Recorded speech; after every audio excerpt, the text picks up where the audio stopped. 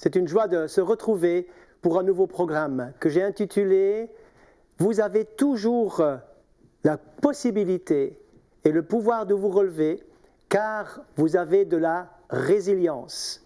Je vais vous expliquer ce mot dans quelques instants et je pense que vous avez déjà remarqué que l'être humain a des capacités vraiment insoupçonnées. La nature d'ailleurs aussi tout entière, elle a des capacités à reverdir, à refleurir, à rebondir même après des grands cataclysmes, des grands échecs, des grandes catastrophes. L'être humain de même a de grandes capacités à rebondir après un deuil, après une guerre, après un échec, après une difficulté, après un coup dur.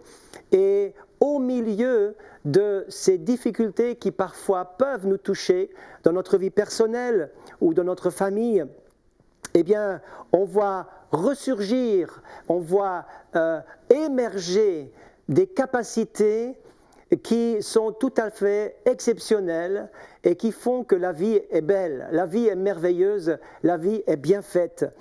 Et cela aide chacun, et mon encouragement aujourd'hui, c'est vraiment que chacun puisse vraiment prendre courage. Ce message se veut un message d'encouragement. D'encouragement, pas seulement verbal, mais je crois que derrière ces mots d'encouragement se trouve la parole de Dieu. Et derrière la parole de Dieu se trouve Dieu lui-même. Et quand Dieu parle, il injecte une force, il donne de la puissance, il donne de lui-même quelque chose de divin, de surnaturel, pour que au milieu de l'épreuve même, nous puissions, comme dit la parole, dans toutes ces choses, nous puissions être plus que vainqueurs par celui qui nous a aimés. Il est bien dit, dans toutes ces choses, parfois au centre même de la tourmente, au centre même de l'épreuve, au centre de la difficulté, au centre de la souffrance inexplicable, eh bien, il y a des ressources qui vont surgir, il y a des secrets qui vont émerger, il y a des forces qui vont se définir par celui qui nous a aimés. C'est plus que l'instinct de survie, mes amis. L'instinct de survie est donné dans le monde tout court. Nous avons tous un instinct de survie, mais ici, il y a des ressources divines, car il est dit, nous sommes plus que vainqueurs par celui, au travers de lui, qui nous voit, qui nous connaît, qui va nous aider à nous relever après l'échec ou au sein même de la difficulté, eh bien c'est lui qui est là. Quand je marche dans la vallée de l'ombre de la mort, tu es avec moi. Je ne crains aucun mal, tu es avec moi. Je disais donc en intitulé de ce message que nous pouvons nous relever parce que nous avons cette résilience à laquelle s'ajoute la puissance de Dieu. Mais cette résilience, c'est quoi exactement ? Eh bien, c'est en physique en tout cas la capacité de rebondir, la capacité de résistance à un choc. Ou encore, pour bien définir ce que c'est la capacité pour un corps ou un organisme de retrouver ses propriétés initiales après avoir été abîmé. Donc c'est la capacité de se relever après une profonde cassure, un échec, un accident, un traumatisme. Nous sommes tous impressionnés quand on voit des personnes qui ont perdu des membres ou qui ont perdu des fonctions parfois même importantes du corps humain après un accident, un traumatisme, de voir comment ils se débrouillent dans la vie, comment ils réémergent pour faire face aux difficultés. Ils ont trouvé des capacités de s'adapter et de refonctionner, pour certains même presque normalement. Oui, au lendemain de circonstances difficiles, on peut sortir, on peut émerger et même aller plus loin. Mais pour se relever, mes amis, il faut des leviers, il faut de l'aide, il faut quelque chose qu'il faut saisir, et j'aimerais vous apporter 2 points essentiels dans ce message. Et le premier va être basé sur un texte que je trouve dans la première lettre de Paul aux Corinthiens, au chapitre 10 et au verset 13. C'est un verset que j'aime apporter aussi au sein de la prédication dans l'Église où je sers le Seigneur et mes frères. Eh bien, ce texte, je demande aux gens de l'entourer dans leur Bible, de le connaître si possible aussi par cœur. Et voici ce qui est dit dans ce texte, verset 13, 1 Corinthiens 10, 13. Aucune tentation. Le mot tentation, je m'arrête ici, le mot tentation peut être aussi traduit par épreuve. Aucune épreuve ne vous est survenue qui n'a été humaine. D'autres traductions disent ceci, les tentations qui vous ont assaillis jusqu'ici sont communes à tous les hommes. Aucune d'elles n'a dépassé les forces humaines. La traduction ici dit, la tentation auquel vous avez été exposés a été à la mesure de l'homme.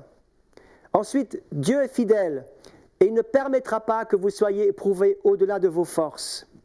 Et au moment de l'épreuve, au moment de la tentation, ou avec la tentation, il donne le moyen d'en sortir pour que vous puissiez la supporter. Dieu donne le moyen de surpasser, de survivre, de rebondir, afin que vous puissiez la supporter. Ou d'autres traductions disent, il vous donne la force de résister et il prépare une issue pour que vous en sortiez vainqueur.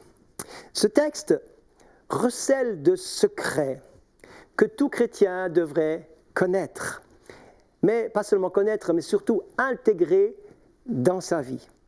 J'aimerais revenir dans ce texte en m'arrêtant sur les points importants qui sont le corps de ce message. Tout d'abord, l'épreuve est commune à tous les hommes. Mes amis, peut-être vous passez par une épreuve et vous dites, mais qui peut me comprendre ? Je suis seul à vivre cela. Détrompez-vous, vous n'êtes pas seul à vivre cela. D'autres ont passé avant vous dans ce type d'épreuve. Parfois, on pense être seul, mais ce n'est pas le cas. Ensuite, la Bible dit aussi, dans l'épreuve, nous ne devons pas dire « Qu'est-ce que j'ai bien pu faire au bon Dieu pour que cela m'arrive ?» La Bible dit « Ne soyez pas effrayés, il n'y a rien d'anormal de passer dans une épreuve. Ne soyez pas surpris, dira l'apôtre Pierre dans sa première lettre au chapitre 4. Ne soyez pas surpris de la fournaise qui sévit au milieu de vous. Ne soyez pas surpris. Il y a des épreuves. Les épreuves touchent tantôt les uns, tantôt les autres. L'épreuve peut nous secouer. L'épreuve peut nous déstabiliser. Mais lorsque vous avez des racines, vous êtes comme cet arbre qui, dans une tempête, va se courber, va se plier. Mais comme il est résilient, il va juste se courber, il va perdre quelques branches, il va perdre des feuilles, mais il va se relever parce qu'il a des racines. Avez-vous remarqué que ce sont les arbres qui ont des racines en surface qui sont déracinés? Mais les arbres qui ont des racines en profondeur, qui ont des véritables carottes en profondeur, alors ces arbres-là restent enracinés, ils restent en terre. C'est pourquoi tout ce qui est superficiel, à l'heure de l'épreuve, va être basculé, va disparaître. Mais tout ce qui est profond va tenir dans la durée. Je fais appel à une vie chrétienne profonde et non pas superficielle. Ne nous contentons pas des choses de surface. Allons en profondeur. Les diamants, les secrets se trouvent dans les profondeurs de la terre. Et ceux qui veulent les secrets de la parole de Dieu doivent creuser la parole et vivre dans l'intimité avec Dieu pour être enracinés en lui dans la profondeur. Car l'épreuve est comme un test, c'est comme un examen. C'est comme si vous mettez un outil sur un banc d'essai ou une machine sur un banc d'essai et ce banc d'essai va pousser la machine, va pousser le matériau jusque dans ses derniers retranchements, jusque dans ses limites, afin que l'on puisse vérifier jusqu'où il résiste. On va le forcer, on va l'éprouver, on va le tester au maximum pour connaître sa valeur, pour connaître sa capacité de se tenir sans se briser. Et ainsi, parfois l'épreuve, c'est un test. C'est un test pour nous, pour notre foi, pour vérifier où nous en sommes vraiment dans notre profondeur et notre relation avec le Seigneur. Car, il faut le dire, parfois nous sommes bien plus superficiels qu'on ne pensait. Et l'épreuve m'oblige à m'approfondir, à creuser mes racines correctement. Ensuite, deuxièmement, donc l'épreuve est commune à tous les hommes, c'est ce que dit le début du verset 13. Ensuite, il nous est dit que Dieu est fidèle. Vous allez me dire, oui, mais c'est dur de passer dans l'épreuve. Oui, c'est dur, mais vous avez des ressources. Vous avez des ressources. Ne dites pas, Dieu est absent, mais je ne ressens pas la présence de Dieu. Dieu est fidèle, Dieu est fidèle. Dieu a dit, je suis avec vous tous les jours. Je suis avec toi, ne te fais pas de soucis, ne t'inquiète pas, je suis fidèle. La Bible dit qu'il faut ces ressources. Il ne permettra pas que l'épreuve dépasse tes forces. Mais pour cela, il faut que tu aies des ressources. Il faut avoir des ressources. La Bible dit aussi, Jésus l'a dit lui-même, veillez et priez, car la chair est faible. Il nous faut une vie de prière et il faut une vie de vigilance. Et je dirais une chose qui m'a souvent étonné, c'est la capacité de certaines personnes de tenir dans l'épreuve parce qu'ils ont des ressources qui viennent aussi de l'extérieur. J'ai remarqué que des personnes isolées sont plus faibles que des personnes qui sont entourées. Des personnes entourées ont une armée d'intercesseurs, une armée d'amis, non pas d'ennemis, mais d'amis qui vont les aider à tenir, qui vont intercéder, qui vont s'impliquer, qui vont prier, qui vont les aider vraiment. Et cet amour et cette communion fraternelle donnent des ailes, donnent de l'énergie, donnent des forces supplémentaires pour tenir dans l'épreuve. Dieu est fidèle, mais si vous avez des amis fidèles, c'est merveilleux, c'est merveilleux. Alors, Dieu est fidèle et il ne permettra pas que vous soyez éprouvés au-delà de vos forces. Au-delà de vos forces. Je pense à un ami chrétien qui est venu me trouver à un moment donné, enfin je l'ai plutôt croisé un peu fortuitement et je lui demandais comment ça va ton enfant. Et il avait donc un enfant adolescent qui était en très mauvais état, très mauvaises conditions. Il y avait un gros problème que je ne vais pas citer ici, mais ce gros problème pouvait vraiment aboutir à une mort certaine. Et ce frère va littéralement, les larmes dans les yeux, me dire « Mais Dieu doit me donner des forces, doit croire que je suis vraiment fort pour pouvoir m'imposer une telle épreuve, pour pouvoir passer une telle épreuve. » Dieu ne permettra pas que vous soyez éprouvés au-delà de vos forces. Et il disait, mais Dieu doit vraiment penser que je suis très très très fort pour supporter ce que je suis en train de supporter. Il était à deux doigts de craquer, il était brisé par l'épreuve, mais intérieurement, il était encore debout. Il était plié, mais intérieurement, il avait des racines, il était encore debout. Et Dieu, même si on pense que c'est trop, Seigneur, c'est trop, eh bien, Dieu a jugé qu'il avait encore de la résilience, encore des capacités, encore des forces qui lui ont été données en secret par le Saint-Esprit, jour après jour, au sein même de cette épreuve. Alors, lorsque les disciples vont être sur le lac et lorsqu'ils vont subir cette tempête sur le lac de Galilée, lorsque Jésus est dans cette barque, vous connaissez le texte, où Jésus est en train de dormir dans la barque et la tempête se lève, les disciples se démènent, ils sont dépassés par l'ampleur de la catastrophe et ils vont réveiller Jésus qui lui va à un moment donné vraiment calmer cette tempête par sa puissance et ils auront au sein même de cette épreuve une nouvelle révélation de qui est Jésus. C'est ça qui est intéressant, c'est que Jésus, au milieu de la tempête, va se révéler. Les disciples vont dire, mais qui est donc celui-ci à qui obéissent même le vent et la mer ? Ils ne connaissaient pas Jésus sous cet angle. Ils ont une nouvelle découverte de Christ. Voyez-vous, dans l'épreuve, vous avez des nouvelles révélations de qui est Jésus. Vous découvrez le Seigneur comme jamais. Et lorsque vous regardez en arrière, lorsque vous retournez pour voir par où vous êtes passé, vous avez grandi en maturité, vous avez compris des choses, vous avez appris bien plus de choses dans l'épreuve que dans les temps où il n'y a pas d'épreuve. Nous grandissons au travers de ces tests, puisque épreuve et test sont des synonymes. Et vous recevez une grâce à la mesure de votre défi, à la hauteur de votre épreuve. Oui, il est bon de parler de la grâce, car tout est grâce, mes amis. Il nous faut de la grâce et la grâce de Dieu est toujours à la hauteur de nos besoins. Je l'ai souvent dit à cette antenne, la grâce de Dieu est à la hauteur de ton besoin. La grâce de Dieu surabonde là où le péché abonde. La grâce de Dieu est donnée Et l'apôtre Paul va dire, Seigneur, j'ai mal, je souffre de cette écharde. Et le Seigneur va lui dire, ma grâce te suffit. Ça veut dire que la grâce de Dieu est à la hauteur de ton problème. Ma grâce n'est pas juste un petit sparadrap pour panser une petite blessure, pour cacher la misère. Non, la grâce de Dieu, c'est un fortifiant puissant qui est à la hauteur, pleinement pour vivre, même dans l'épreuve, même dans la souffrance. Dieu donne sa grâce. Dieu vous donne sa grâce. Dieu vous donne son onction avec mesure et cela est taillé à votre épreuve. La grâce de Dieu est taillée à votre épreuve. Elle est à la mesure de ce que vous vivez en ce moment pour grandir. Mes amis, nous aimerions tous grandir dans la foi, mais la croissance se fait, il faut le dire, elle se fait dans les épreuves. Elle se fait dans les moments où nous sommes testés. Elle se fait dans les moments étroits où il se passe des choses pénibles. Parfois, dans la souffrance, c'est là que nous comprenons et que nous grandissons. Nous pouvons être détruits par l'épreuve, c'est vrai. Mais Dieu ne veut pas cela et il veut que vous puissiez prendre les bons leviers, vous approcher de lui, de vous approcher des frères, ne pas vous isoler, afin de grandir dans l'épreuve. Vous ne grandissez pas en écoutant des sermons, des messages à longueur de journée, non, mais vous grandissez au travers de votre expérience personnelle, au travers de votre vécu, dans votre service, c'est là que vous allez grandir.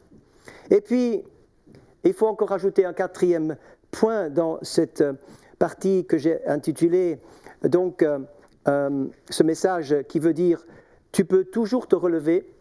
Dans ce premier point qui dit « Savoir que Dieu est fidèle, il ne permettra pas que nous soyons éprouvés au-delà de nos forces », il nous est dit que Dieu donne le moyen d'en sortir. Il y a toujours, oh quel bonheur, il y a toujours une fin à l'épreuve. Il y a toujours une fin et un bout au tunnel. Il y a toujours une issue et il y a une fin à la tempête. Il y a toute souffrance un jour cessera, stoppera et l'épreuve sera un jour passée. Il prépare une issue afin que vous puissiez la supporter.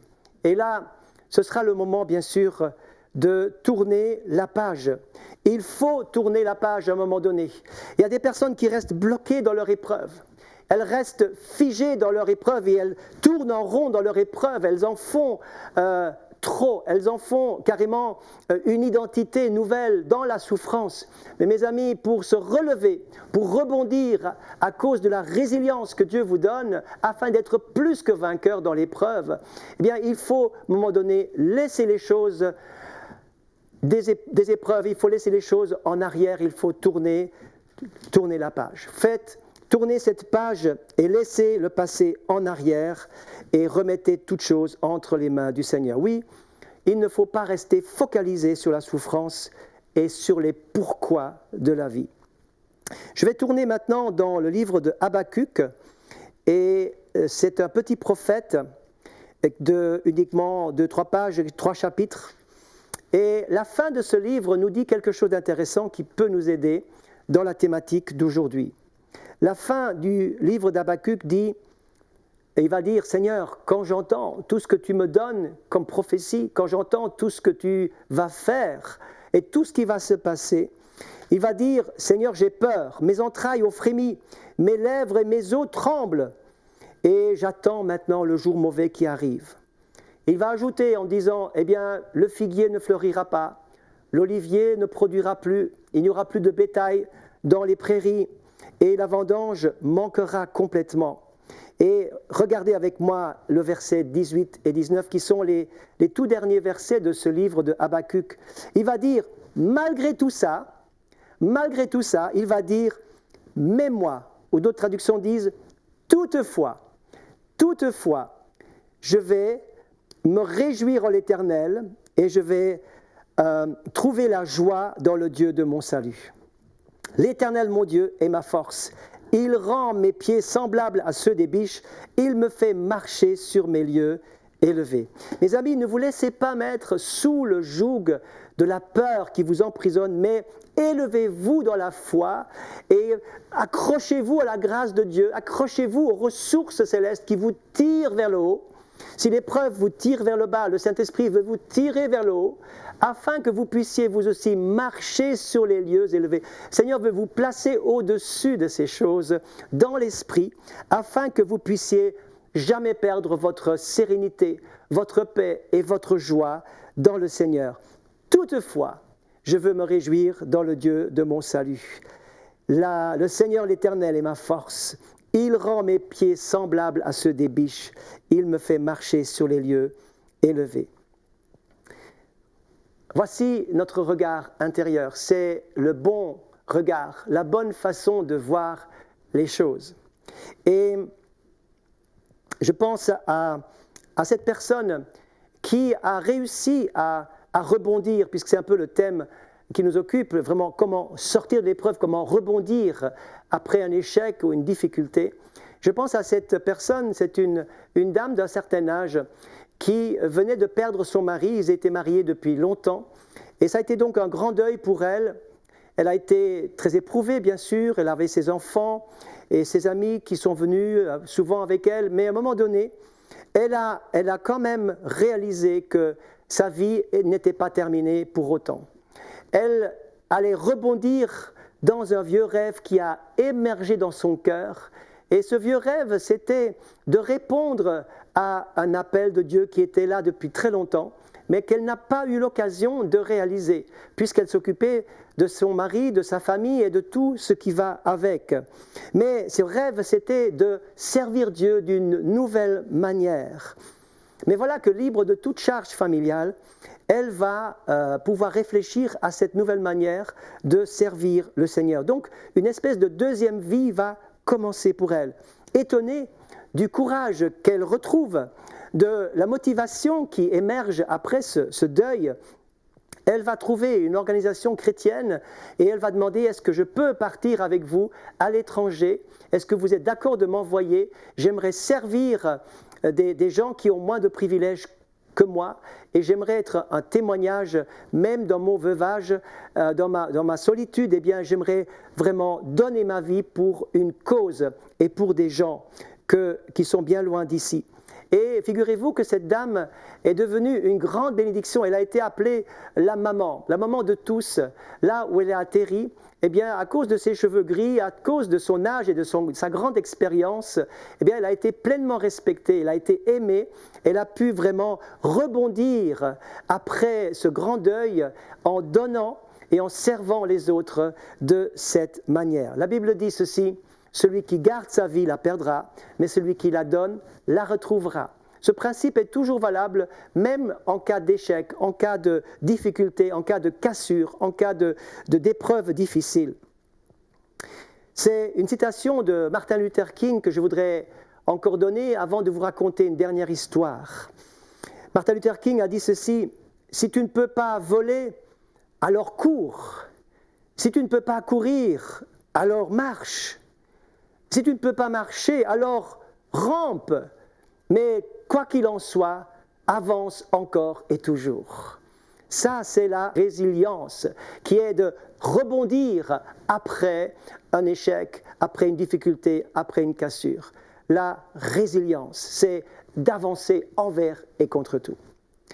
Lorsque j'ai visité à New York un jour ce fameux mémorial des tours qui était tombé le 11 septembre 2001, il y a donc un grand mémorial à New York où ces tours sont tombées. J'ai été étonné par quelque chose qui vraiment s'implique et s'imbrique parfaitement dans ce message d'aujourd'hui. Il y a un endroit entouré par une barrière, un arbre qui s'appelle Survivor Tree, qui veut dire l'arbre qui a survécu. On va attacher avec des cordes un tronc d'arbre avec 2 branches ou 3 branches, je ne sais plus, qui ont refleuri. Que s'était-il passé? Eh bien, lorsque les tours se sont effondrées, il y avait donc des dizaines et des centaines de tonnes de gravats et de débris qui sont tombés sur tout le monde et, entre autres aussi, sur des arbres qui étaient plantés à proximité. Et lorsqu'on a déblayé tout cela pendant des semaines et des semaines, on a à un moment donné trouvé cet arbre qui était encore enraciné, mais qui était tout cassé. Il n'avait plus de branches, plus de feuilles, pratiquement plus rien. Et quelqu'un a eu la bonne idée d'aller le déterrer pour le mettre à part et pour le soigner. Et il a vu que cet arbre n'était pas entièrement mort. Il était presque mort, mais pas mort entièrement. Et on l'a soigné. Tout à coup, il y a une petite branche qui a fleuri, enfin qui a émergé, et une petite feuille qui est venue. Et après un certain temps, eh bien, on a planté cet arbre à l'endroit même du mémorial, là où il était planté auparavant. Donc il a repris sa place et on voit cet arbre qui a plein de cicatrices, il a été cassé de partout, mais il est toujours vivant, il est toujours là. Et cet arbre signifie vraiment cette résilience, de pouvoir résister, de pouvoir réagir et de pouvoir revivre après une telle cassure. Quel bel exemple d'une vie qui a été traumatisée, mais qui peut encore exister. Je termine ce message par un dernier verset que je trouve dans Ésaïe, chapitre 40, versets 27 à 31. Ce sera le mot de la fin, puisque notre temps est maintenant terminé. Mais ce texte, j'aimerais qu'il soit pour vous une vraie prière et un véritable encouragement. Pourquoi dis-tu Jacob ? Pourquoi dis-tu Israël ? Ma destinée est cachée devant l'Éternel. Mon droit passe inaperçu devant mon Dieu. Ne le sais-tu pas ? Ne l'as-tu pas appris, le Dieu d'éternité, l'Éternel, c'est lui qui a créé les extrémités de la terre. Il ne se fatigue pas, il ne se lasse pas. On ne peut pas sonder son intelligence. Il donne de la force à celui qui est fatigué. Il augmente la vigueur de celui qui tombe en défaillance. Les adolescents se fatiguent et se lassent. Les jeunes hommes chancellent. Mais ceux qui se confient en l'Éternel renouvellent leur force.